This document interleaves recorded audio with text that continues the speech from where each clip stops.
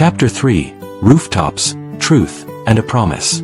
I brought her to a rooftop above a quiet building, a place with a view of the skyline and enough distance to think.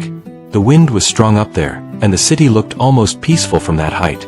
She sat on a low wall, hands shaking slightly as she tried to hide it. I checked my arm where I'd scraped it during our escape. She watched me, then reached into her bag and pulled out a small first aid kit like she'd been carrying it for years. "Hold still," she said. I did. Her fingers were careful, warm against my skin. For a moment, the mission felt less like a mission and more like a life. "You're trained," she said quietly. "Military. Something like that," I answered. She tied the bandage, then met my eyes. "Now tell me the truth." So I did. Not every detail, but enough.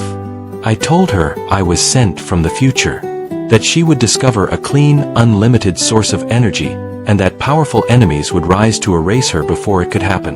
I told her an android killer was already here, and it wouldn't stop. She listened without interrupting, like her mind was building a model of reality that could fit what she was hearing. When I finished, she looked past me at the skyline. "I thought science was the hard part," she said. "I didn't think surviving would be." "You won't do it alone," I said. She turned back. "Why you?" I hesitated, then answered honestly. "Because in the future, I read about you. About what you gave the world. And when they asked for volunteers to come back, I didn't think. I just said yes." Her expression softened. "So I'm a story to you." "You were," I said. "Now you're a person sitting in front of me, and I'd do this again." We needed a way to fight an android built to kill. That's when she surprised me. She explained her prototype wasn't just a battery. It was a controlled reaction that could scale if handled right.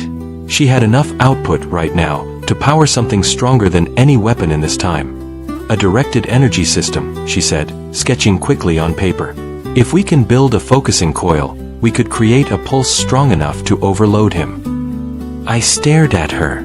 "You can build that?" "I can try," she said. "But I'll need access to the right equipment." She knew someone. Her professor. He wouldn't believe the whole story, but he believed in her. We met him in his office after hours, keeping it brief. He didn't ask questions he didn't want answered. He handed her an access card to a basement lab and told her to be careful. When we stepped back outside, we ended up under a bridge with a river nearby. City lights trembled on the water. She looked at me like she was seeing past the soldier in me, down to the man underneath. "If you're from the future," she said, "do you ever go back?" "I'm supposed to," I said. "And if you do," she asked, "do you remember this?" I didn't have a good answer. So I did the only honest thing. I stepped closer.